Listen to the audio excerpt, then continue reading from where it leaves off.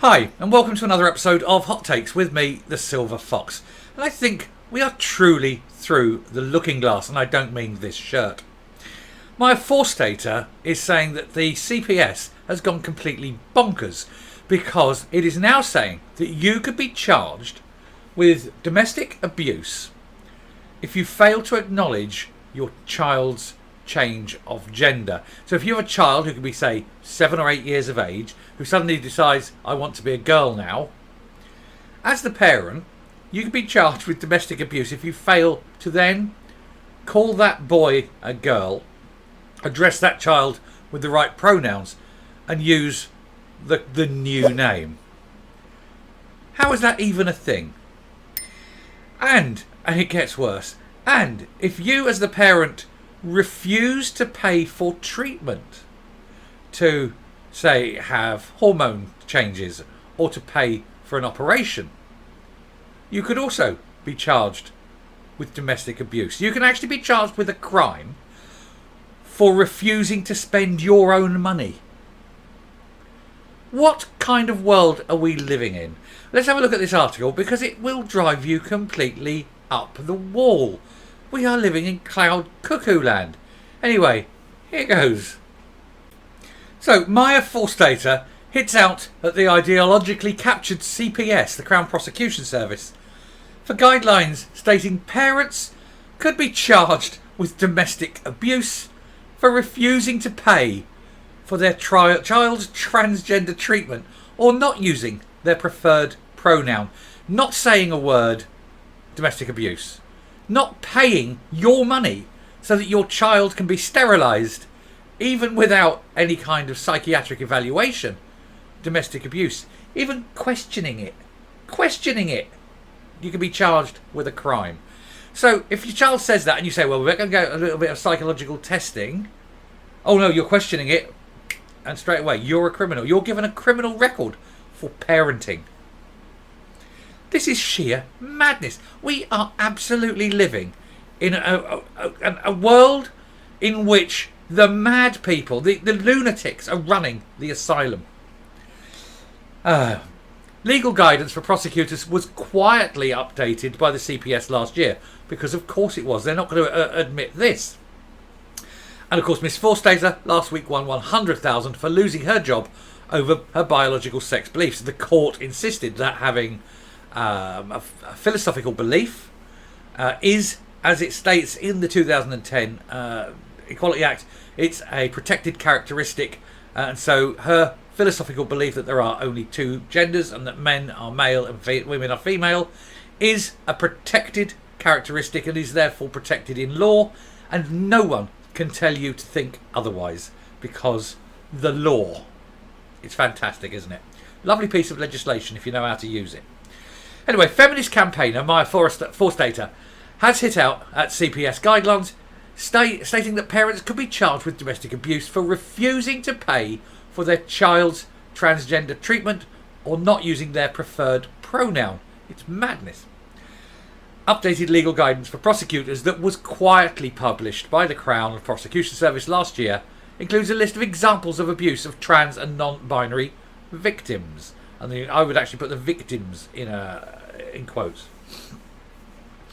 One is withholding money for transitioning, while another is refusing to use their preferred name or pronoun.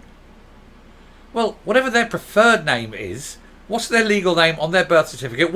It is the parent that gave them that name. It is up to the parent to use it. That child can want, surely, but it's up to the parent, the person who actually named that child. A third adds, body shaming or criticising the victim for not being a real man or woman if they have not undergone reassignment surgery is also a crime.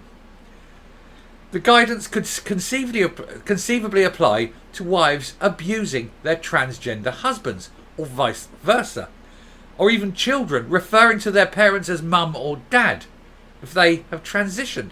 So if you've got a child who's calling you dad and then all of a sudden you become a lady, not a real lady, you can't become a lady, you just become a mentally ill man in a dress.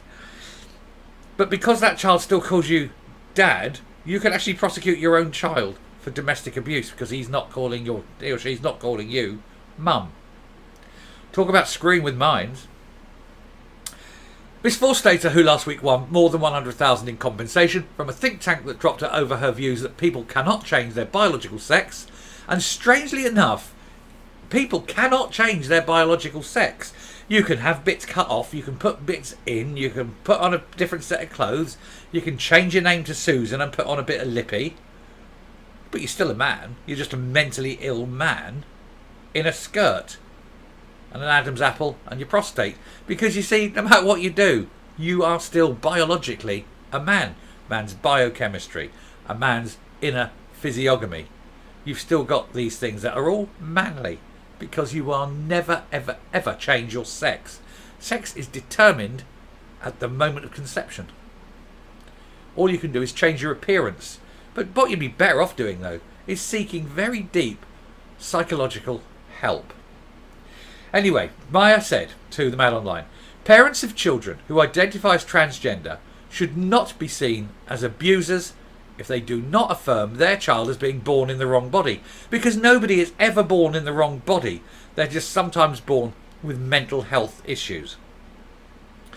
Anyway, the CPS guidelines, just a little insert piece here, but it's worth doing. CPS guidelines on how trans people may be abused. Oh, they may be. I like this. I like the way they've worded that. This is how trans people may be abused. You're allowed to do these things. Using the process of transitioning or coming out as a form of control, threatening or sharing pre-transition images. Right, so if you've got a family portrait, so you've been to the pictures, you've been to the photographer, look, click, click, click, and there's little Johnny. Now little Johnny's little Janie, and you show a picture and there's little Johnny. Oh, you're now guilty because you dared to take a photograph of someone before they transitioned. How do you know? How do you know that person is ever going to change? Are you to then go back and erase them like Stalin from every picture? That's weird, isn't it? Body shaming or criticising the victim for not being a real man or woman if they have not undergone reassignment surgery. And even if they have, they're still not a real man or real woman. They're just a man or woman who's changed their appearance. Minimise or disregard the abuse by blaming the victim's perception on their hormones. What do you mean? Blaming it on their hormones. People going through puberty have hormone problems. You're allowed to say that, surely. Who knows? Physically assaulting surgically or medically altered body parts. That means like grabbing the plastic penis or grabbing the falsy boobies, I suppose. Targeting sexual or emotional abuse towards parts of the body they are ashamed of, or forcing the victim to expose scars. Well, ultimately, when a man has his dick cut off, that's all that is. It's not a vagina. Or what was it this morning? It's not his new bonus hole, as they call it now. It's a scar. It's his wound. And refusing to use their preferred name or pronoun. I don't care what they prefer. Ultimately, my words are my choice. You cannot control what another person says or thinks. Being insulted is a perfectly normal thing to do. Destroying medication or clothes. Well, no, that you don't need that for anything. That is just criminal damage. That doesn't need a special law. Criminal damage on the clothes. But the medication, absolutely not. That's a life-threatening. That's a health and safety issue. So those two things are already covered in law anyway. So it's all rubbish, isn't it? Anyway, last week, Miss Forstater won the... Oh, we've just done that bit. Anyway, the Centre for Global Development did not renew the researchers and tax experts' contract after she tweeted gender-critical beliefs that male people are not women in 2018. And they're still not, and they never will be. Although the guidance was updated more than a year ago, it was noticed by Mumsnet users, many of whom were critical.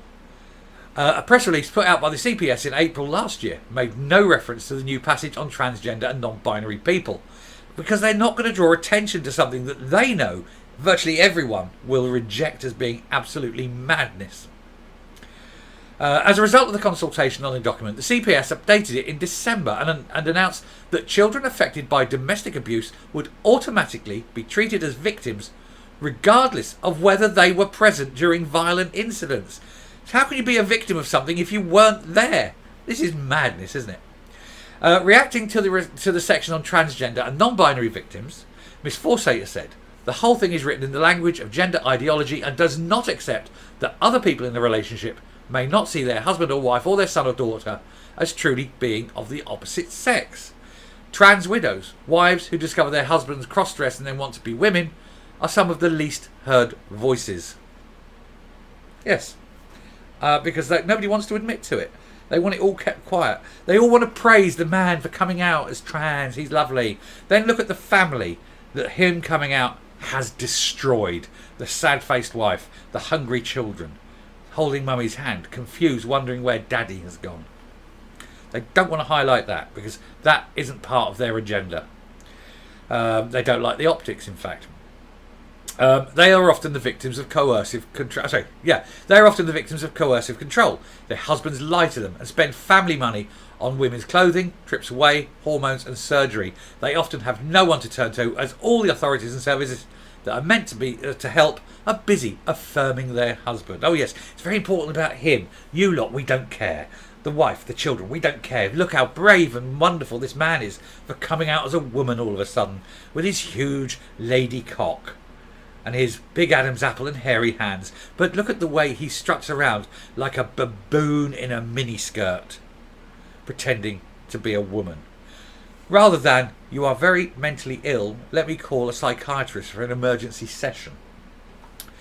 She added, the CPS has shown itself again and again to be ideologically captured. I would use the word corrupted. They have produced materials telling schoolgirls that they must accept males in girls' toilets, which is actually illegal. There is a legal requirement for schools to provide single-sex toilets for all children over 8. And it actually says single-sex. So it doesn't define gender. It says sex. And so there should be no boys in a girls' toilet in a school. The CPS is so confused by gender ideology, it is liable to mistake the victim for the perpetrator. Happens all the time. And there's a couple of things here. Domestic abuse, according to the CPS, includes misgendering and dead naming. Some of these things sound horrendous and fair enough to include them, but really this is just purely compelled speech. Yeah, you're compelling. You're told you must say this, or else you get a criminal record. What happened to free speech?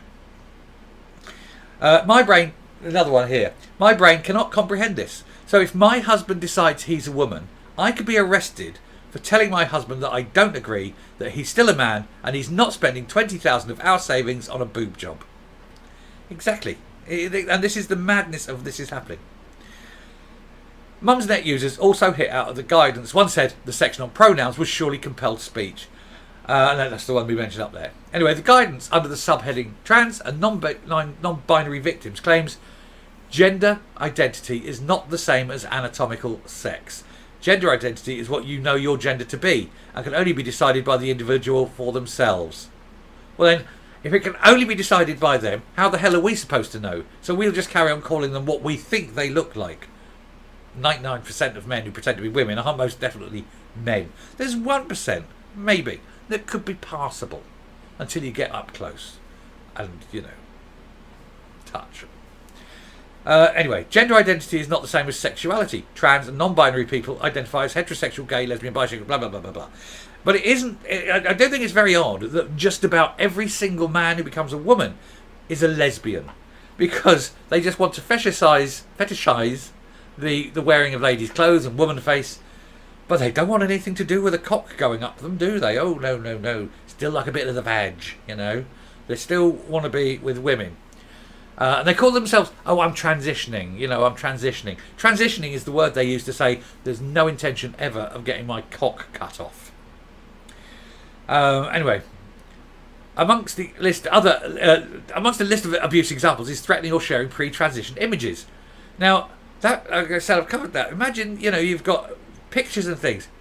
How do you police that? These pictures are up there on the internet. They're there forever. There's millions and millions and millions of copies of these things. You can't go back and then say, I want all these images taken off now because that person no longer exists. That's not how it works. Anyway, a CPS spokesman said domestic abuse is a severe crime and leaves victims with a lasting impact. Yes, when it's genuine domestic abuse. Absolutely, quite agree. Shouldn't happen. But this isn't. This is the CPS being corrupted by the likes of Stonewall and other mentally ill charities that are pushing a horrendous identity politics that destroys children's lives knowingly. They knowingly do it. We did the Tavistock. 97.5% of all children transitioned by the Tavistock were not supposed to be. They were unsuitable for transition because they were not gender dysphoric. They were predominantly autistic, it turns out. And that is why the NHS is going to be sued for over £1 billion. And I can't wait for that one to start. Our guidance, which was updated following a public consultation. Who did you ask? I want to see who you asked. Let's see the consultation, what questions were asked, what were the answers. Please publish. And it lists the type of abuse all victims face through physical and non-physical abuse. This assists prosecutors to ensure that any victim, regardless of who they are, can get justice. Blah, blah, blah. We can all be victims. We can all pretend to be victims. And if you are a man who dresses as a woman and then I, for example, or anyone else, fails to kowtow to your mental illness and your delusion and your pretendiness of a womanhood, you then say, oh, that's abuse. No, it's not. It's reality. You're an ugly man, and Jesus, half of them are an ugly, ugly woman. And there's no point pretending otherwise. You're still a man in a very badly fitting dress. Anyway, I shall stop there and come up in my excellent shirt. It does seem, though, very unfair that you can be turned into a criminal simply because of the actions of someone else. You will have done nothing, but because they've wanted something, the law has kowtowed and bent over quite literally so far backwards that simply their desire for something makes you a criminal. This needs to be addressed. If we had a government with balls, this would have been addressed a long time ago, but apparently we don't. And it needs to be clarified. How is it even possible for a parent to be criminalised based on what the desires of a child is? A child who is, by definition, too young for to be responsible for their own actions. A doctor won't operate or won't even address any issue of what the child wants. If the child's under 14, for example, the doctor must get parental permission. So why are they saying that's not the case for this? It's because, as I say, the whole of the establishment has been hijacked by the trans lobby. And again, you notice that they're pushing again towards the children. It's because they all want to normalise the sexualisation of children, and that is why that's in there. And they're now threatening parents with criminal charges of abuse if they fail to sexualise their children. What a world we live in. Anyway, I'm going to finish this one and just leave this one to you to work out for yourself what kind of world we're living in. It is madness. Anyway, if you like what you see and hear on the channel, do please hit that button, ring that bell, leave a like, leave a comment, please share the video. And it's very important you do subscribe. It helps the channel grow, it gets our voice out there, and we can continue to act to, first of all, get the truth out, and secondly, to constantly strive to show that children are in absolute danger from virtually every aspect of society today. Even the establishment are trying to sexualise them. So we need to stamp on this. Anyway, until next time. Stay safe, stay well, guard your children, and it doesn't matter what they want, they are still your children. Goodbye.